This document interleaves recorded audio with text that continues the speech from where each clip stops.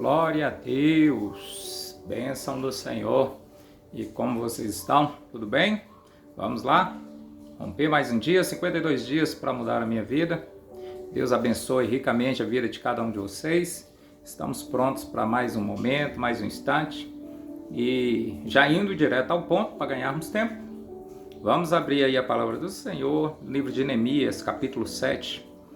Neemias 7, a partir do primeiro versículo, eu quero ler aqui alguns textos com você, para a gente poder em seguida fazer uma breve reflexão de tudo aquilo que Deus tem nos dado para esses dias de hoje. Neemias capítulo 7, a partir do primeiro versículo, diz assim: Depois que o muro foi reconstruído e que eu fixei os batentes e as portas no lugar, foram indicados os porteiros responsáveis, os cantores e os levitas. Para governar Jerusalém, nomeei o meu irmão Hanani e com ele Ananias, comandante da fortaleza, pois era um homem fiel e temente a Deus, mais do que a maioria dos homens. Em seguida, eu os reuni e recomendei a eles: os portões de Jerusalém não poderão ser abertos antes que o sol esteja quente, isto é, no alto do céu, e os porteiros devem fechar e trancar as portas antes de deixarem suas posições no serviço. Estabelecei também sentinelas entre os cidadãos de Jerusalém, alguns nos seus postos e outros diante de sua casa. A cidade era imensa, contudo havia poucos habitantes nelas, e as casas ainda não tinham sido totalmente reconstruídas. Então o meu Deus colocou no meu coração que eu reunisse os nobres, os oficiais, o povo para registrar as genealogias. E achei no livro da genealogia dos que foram os primeiros a retornar, e nele achei escrito o seguinte. Ele continua aí uma relação de todos aqueles que ele encontrou então no livro das genealogias. Vamos lá. O que a gente tem a aprender aqui com esse texto, com esse momento agora, esse princípio de Neemias? Primeiro, a cidade estava, os portões já estavam recolocados, os muros já haviam sido reconstruídos, estava ali já tudo pronto.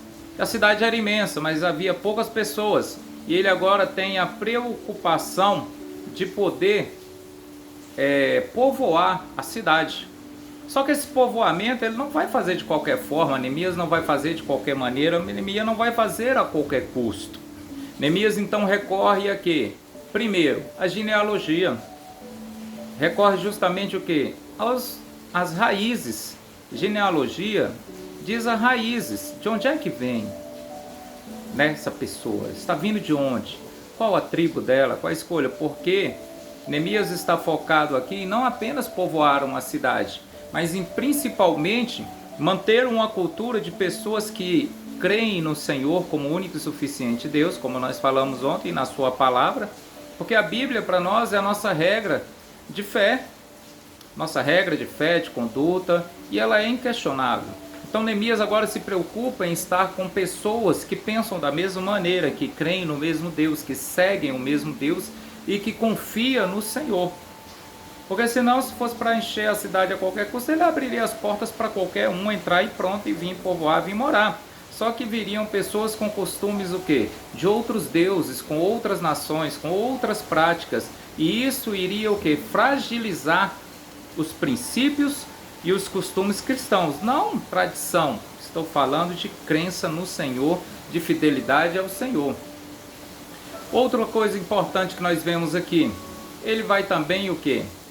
Ver cada um com a sua função, cada um com a sua estratégia, cada um com a sua atividade definida. Então muitos aqui tinham uma profissão, mas sabiam o que deveria ser feito ali dentro da cidade. Nós vemos que Neemias fala: olha, coloquem aqui sentinelas não somente nos seus postos, mas coloquem sentinelas também diante da sua casa. Então, irmãos, quem é a sentinela da sua casa é você. Você que tem que tomar de conta, você que tem que guardar, você que tem que orar, você que tem que vigiar. Você, como você já aprendeu aqui, é um princípio para mudar a sua vida. Você não pode terceirizar os valores, os princípios, a segurança, a caminhada da sua casa, da sua família. Isso aí, sentinela, é você que Deus escolheu, essa atribuição foi com você. E como nós vimos lá numa das portas que nós estudamos, porta da atribuição, certo? Além disso também, nós vamos entender aqui que o crescimento vai ser organizado, porque ele traz aqui agora uma relação que vocês continuarem lendo aí, tem um sentido, tem uma organização, então não se cresce de qualquer maneira, não se cresce de qualquer forma.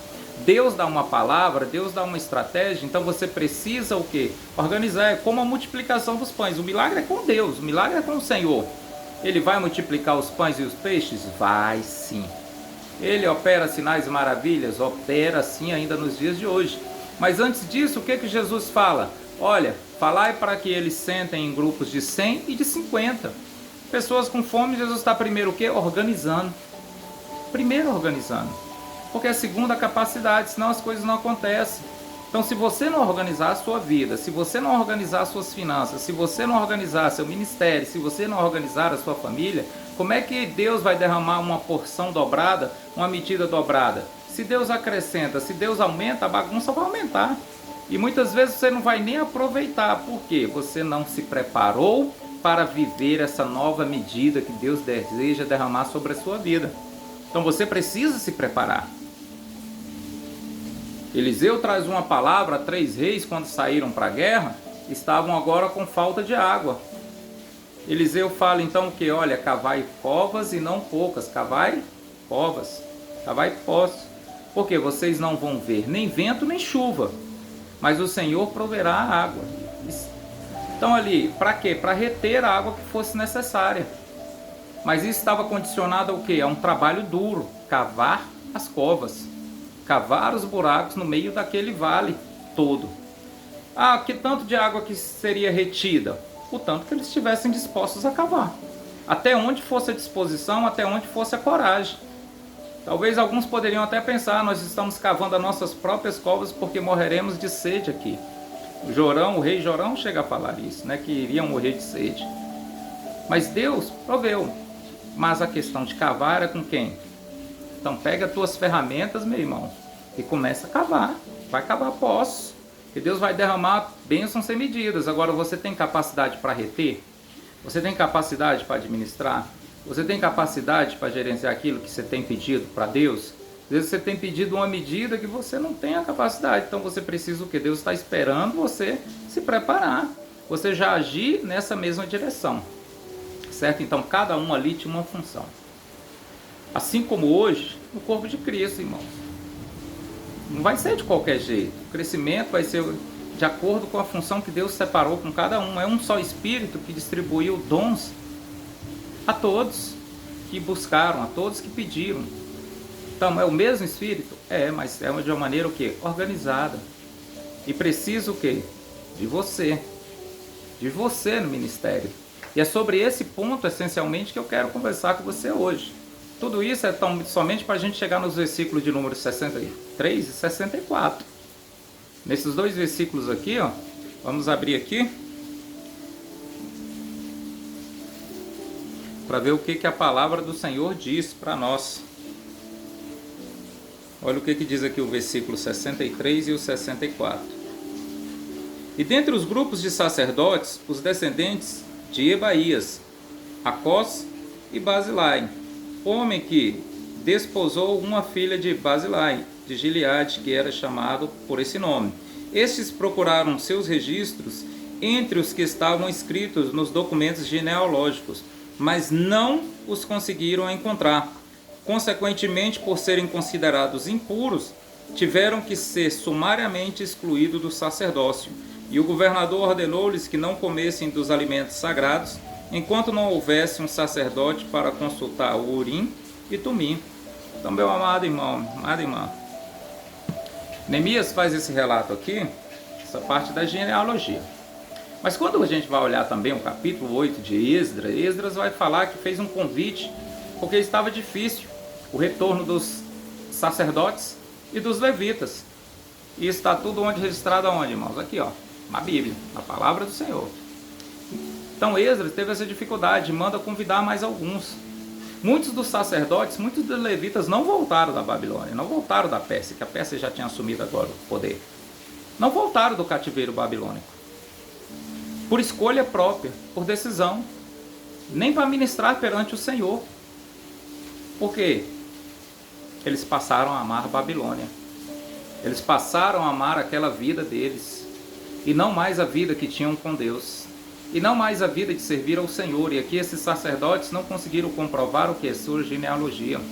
Eles perderam o que? A sua identidade, aquilo que era mais importante, eles deixaram. Eram sacerdotes, foram chamados, mas aqui não conseguiram comprovar.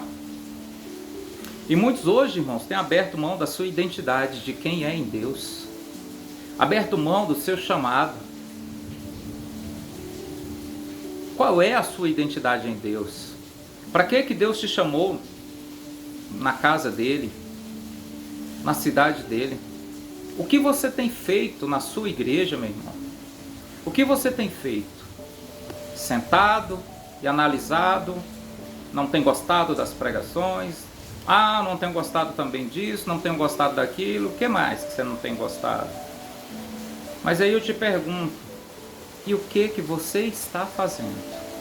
Você, a igreja, o Senhor chamou a todos. E o Senhor te comissionou também. O Senhor te comissionou, o Senhor te capacitou.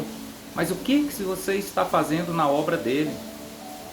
Você largou o seu sacerdócio, então é hora de você voltar. Você deixou de fazer aquilo que Deus havia te falado? Então é hora de você voltar e retomar, irmão. A hora é agora, o dia é hoje, o momento é este, de você retomar, recomeçar tudo em Deus. Não perca a sua identidade por nada. O Senhor te chamou para um sacerdócio santo e real, puro. Então, meu irmão, é hora, minha irmã, de você retomar, assumir, andar em santidade e ser frutífero no reino de Deus. A cidade é grande, olha o que diz aqui, a cidade é grande, mas não havia muitos habitantes. Então assim, meus queridos, minhas queridas, é a mesma coisa. Jesus disse o quê? Que a seara é grande, mas poucos são os ceifeiros. E o Senhor te convida a participar dessa seara, a trabalhar nessa seara. Então hoje mesmo, decida-se o que você vai fazer na igreja do Senhor. O que você vai fazer? Ah, pastor, estou ferido. Todos nós, em algum momento da nossa caminhada, fomos feridos, tivemos situações difíceis. Todos nós, eu tive, você teve, outras pessoas também tiveram. Mas a questão não é o que fizeram conosco, é o que nós vamos fazer com isso que fizeram conosco. Nós precisamos superar, perdoar e avançar e seguir um novo caminho. Não dá para a gente ficar o tempo todo usando isso como uma muleta para a gente não fazer aquilo que Deus nos chamou. Deus nunca te decepcionou. Deus nunca te desamparou. O seu negócio é com o Senhor. Então siga a Ele. Neste momento agora, retome o seu sacerdócio. Veja, sacerdotes e levitas abandonaram, deixaram para viver em Babilônia. Você quer viver em Babilônia e deixar de ministrar diante do altar do Senhor? Não, não faça isso. Chega. A vida boa, Babilônia é boa, bacana, legal. Ó, um lugar que está tudo na moda, tudo tranquilo. Em Babilônia o proibido era o quê? A proibição de Babilônia era não poder sacrificar. E muitos não queriam estar no altar, por quê? Porque tinha que sacrificar. O altar é lugar de sacrifício, o altar é lugar de morte. O nosso eu tem que morrer. Os nossos desejos têm que morrer. As nossas vontades têm que morrer. A nossa carne tem que morrer. Para que nós possamos viver a vida de Deus, viver os sonhos de Deus. Então é identidade, é chamado. Busque no livro dos registros das genealogias. Seu nome está aqui neste livro, no livro da vida. Então, meu irmão, se está, vá exercer o seu ministério, vá exercer o seu sacerdócio. Procura quem você tiver que procurar, acerte, ajuste, mas volte hoje a fazer o que você foi chamado, né, para fazer sobre essa terra. Você nasceu para quê? Você nasceu para qual missão? Você nasceu para qual chamado? Qual foi o propósito que Deus te colocou nessa terra? Você precisa cumprir este propósito, você precisa viver esse chamado. E a hora é hoje. Você não vai perder a sua identidade, você não vai perder o seu chamado, você não vai perder as suas raízes, você não vai perder a sua genealogia. Pelo contrário, a cada dia mais firmado em Cristo. Quando nós vemos Daniel ali, irmãos, junto com Misael, Ananias e Azarias, todos eles uma identidade em Cristo. Eu posso estar na Babilônia, mas eu não sou de Babilônia. Eu posso estar na Babilônia, eu posso vestir as roupas de Babilônia, mas eu não pertenço à Babilônia. Eu posso até comer alguns alimentos que são produzidos na Babilônia, mas eu não me alimento disso. Eu me alimento do pão da vida. Eu vivo para o Senhor. Eu existo para glorificar o Senhor.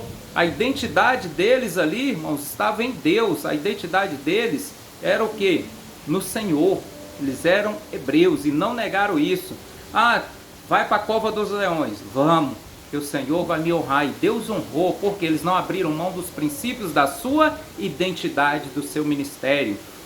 Os outros 3, vai para a fornalha de fogo. Vamos, se Deus quiser livrar, Ele é Deus. Se Ele não quiser livrar também, Ele é Deus. E Deus livrou. Estava lá o 4º homem da fornalha, porque eles não abriram mão da identidade deles em Deus. Podemos estar em Babilônia, mas não pertencemos à Babilônia.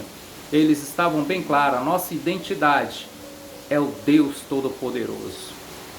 Somos filhos do Deus Todo-Poderoso. Podemos ser peregrinos nessa terra, mas não pertencemos a essa terra. Podemos estar vivendo neste mundo, mas não somos deste mundo, porque nós vamos viver na Nova Jerusalém com o Senhor. Mas enquanto isso não acontece, enquanto o Senhor não nos chama para ir, você precisa produzir. Você precisa manifestar a glória de Deus. Você precisa fazer a diferença nessa terra. Deus não te chamou para ser salvo, santo e sentado. Não. Deus te chamou para cear e para trabalhar. Então, bora, irmão, levanta, bora, irmã, levanta. É hora de trabalhar, é hora de caminhar. O Senhor cura, o Senhor restaura. Ele faz nova todas as coisas. Faça uma oração nesse dia. Peça, Espírito Santo de Deus, toma o controle da minha vida. Mas faça essa entrega de coração. Faça com amor e você vai ver a sua vida transformada. Você viver um novo tempo. Porque o Senhor quer o seu nome no livro da vida. O Senhor quer o seu nome no livro da genealogia. De sacerdotes que honraram o nome do Senhor, de levitas que honraram o nome do Senhor, que abriram mão de Babilônia para servir no altar do Senhor. É tempo, é hora de você voltar para o altar, lugar do qual você nunca deveria ter saído. Deus abençoe e até amanhã estaremos juntos novamente, em nome de Jesus.